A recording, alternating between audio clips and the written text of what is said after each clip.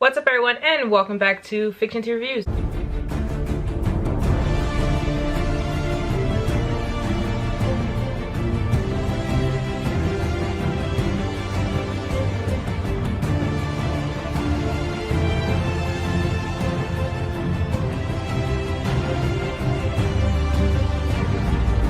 Talk about the classic, the original of my time, the classic of my time, The Matrix. This video is brought to you by my self-published book, Rain. It is a psychological thriller about a group of young adults in a psych ward who get this new counselor that's trying to understand their mental illnesses and trying to understand them.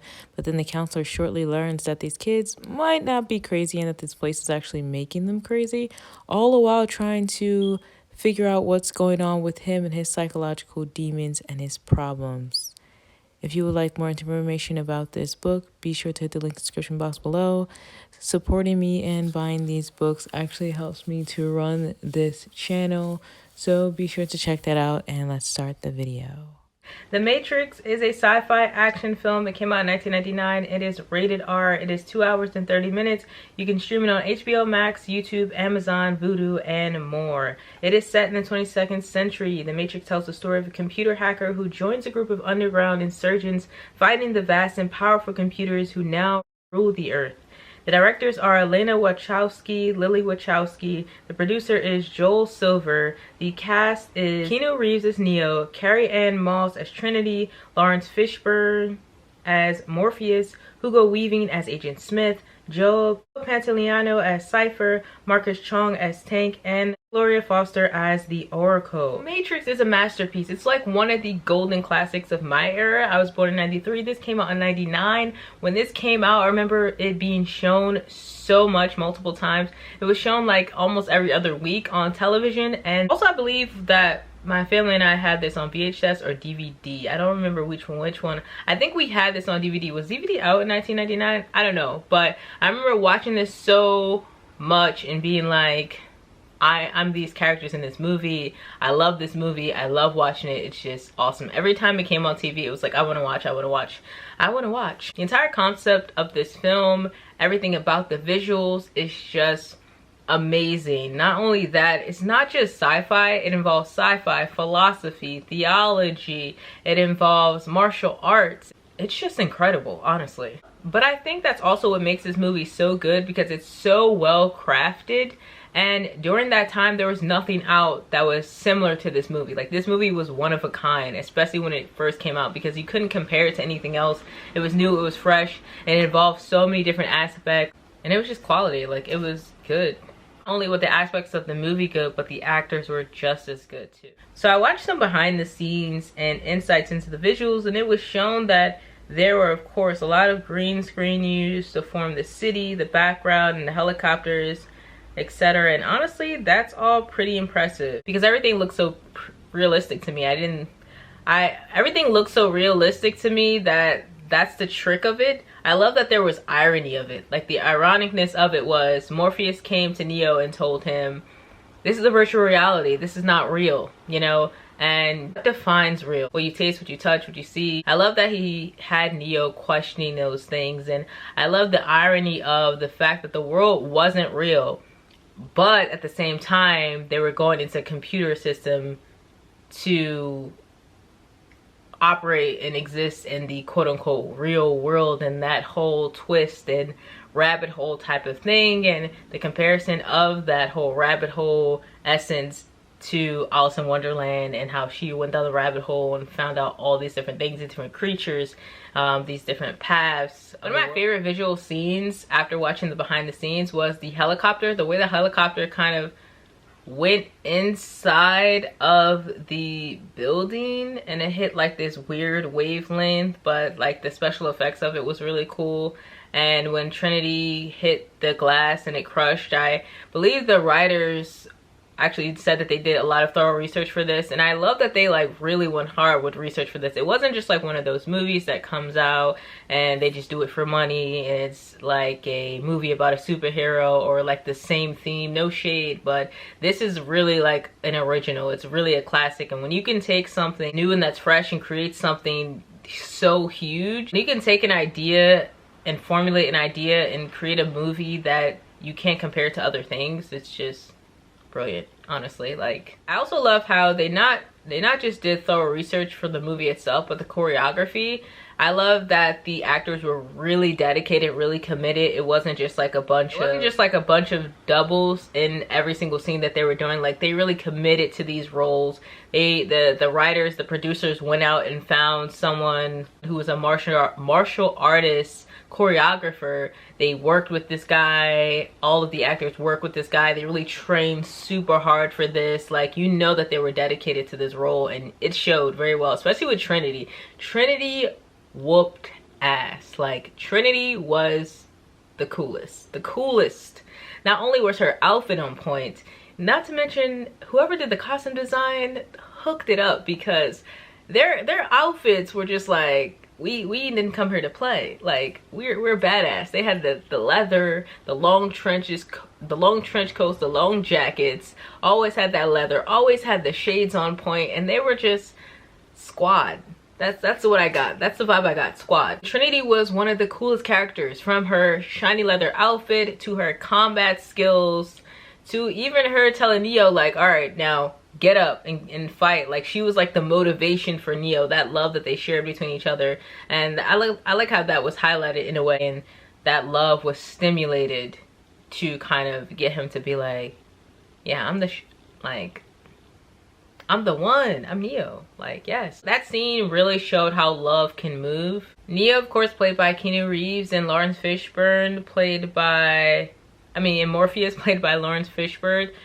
Laurence Fishburne were also really good characters, and their combat skills, especially that fight scene between them two, was just gold. Just gold. I mean, even the characters that was in it was like, yo, Morpheus and Neo are fighting. Everybody just got up. Like, that was a great fight scene to watch. Loved every moment of that. You could see the trajectory of Neo's character development.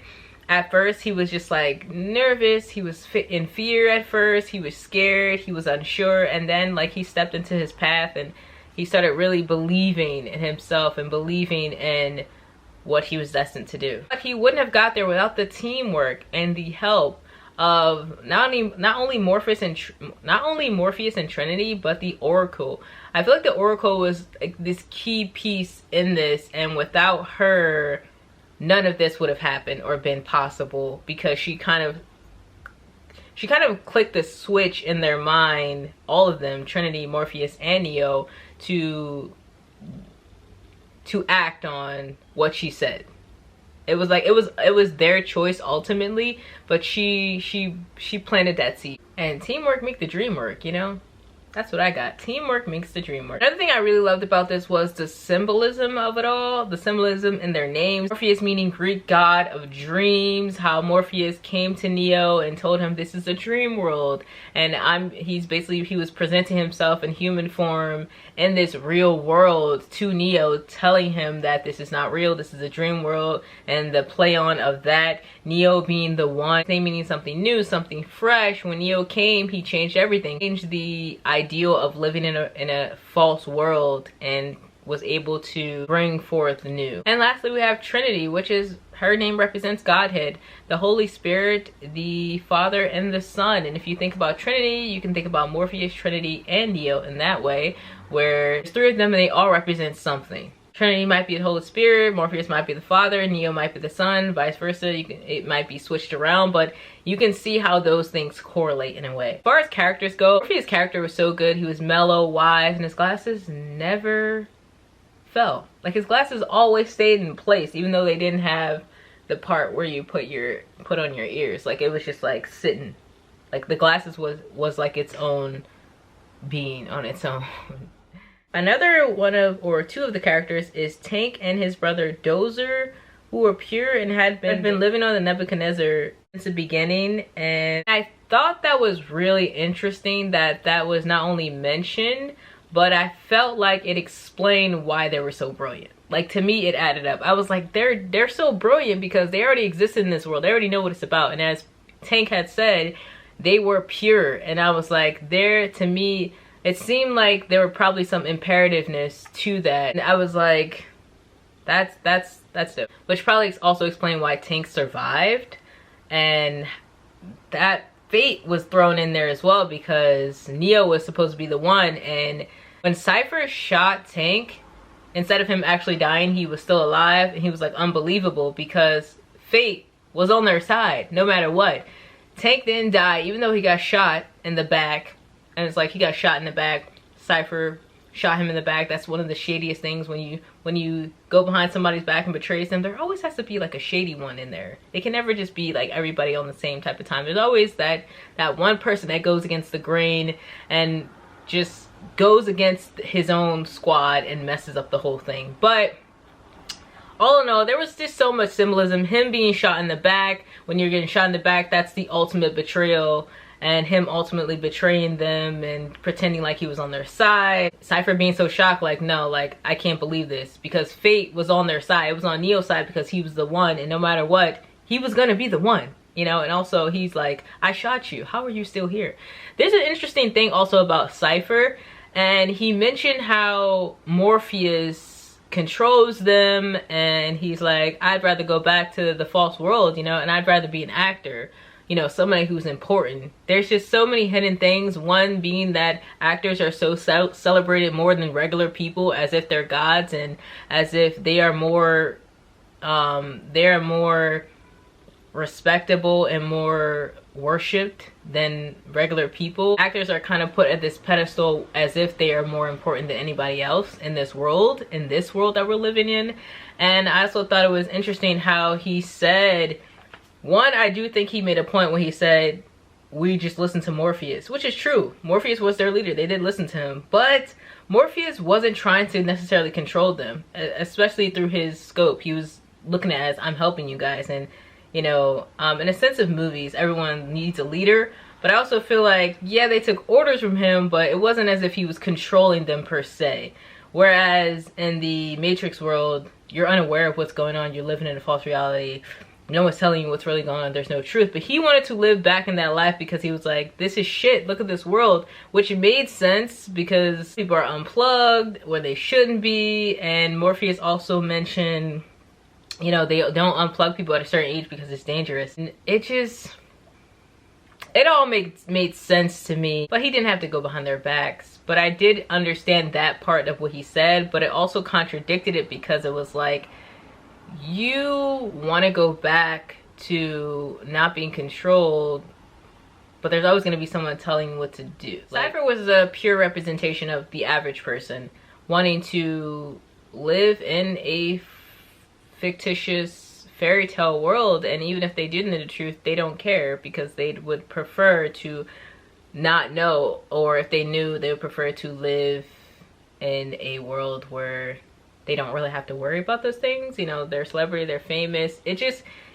really depends on that whole thing. Like, it's deeper than what he just, like, what he said held a lot of depth, even though it was like one line. That one line that he said. He also was a hater because he was just mad that Trinity didn't like him. Like, calm down. One of my favorite scenes is the scene where they pull up, Neo and Trinity, and they pull up with all the guns and all the weapons, and that music, that's what gets me. The music and them walking, like, it's so cool. Everything's in slow-mo, and it's like, dun, dun. They drop the bag, they open up, Neo opens up his jacket, and the security is like, holy, like, something like that. Something on the lines of a curse word.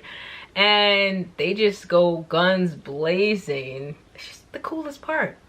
Everything, the effects of how they shot down everything. And then I looked up some behind the scenes like videos, and it said that people that was their first like new place. Like, it was a freshly like rented out space that they had found, and it was freshly painted, and they just showed the process of how they moved the background and had like the green screen. Like, there were so many parts that were green screen that really looked real, and it's kind of creepy when you really think about it and you think about the real world, virtual reality, and how real things can look when they're actually not. When Neo was like, you know, moving back, that was a great scene too.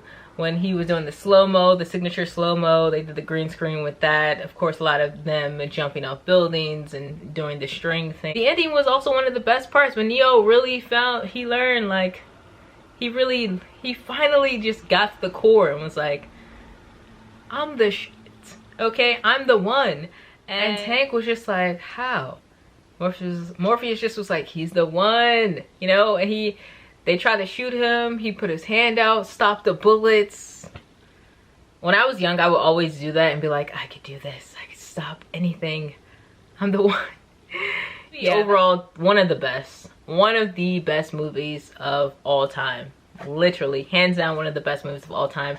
Definitely would recommend you to watch it. There's so many streaming services that you can watch it on, and no lie, my eyes got a bit watery on this film. So if you like this video, be sure to hit that like button and comment below and let me know, what would you do if you found out that you were the one? And be sure to attach yourself to my email list at fictionteareviews12@gmail.com.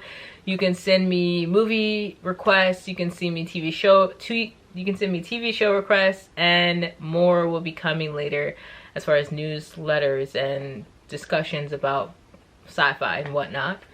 And we can talk about sci-fi. We can just have conversations about sci-fi. You can share things with me, ideas, whatever. Like, let's just build stuff. See you next time. Bye. When what's his name? When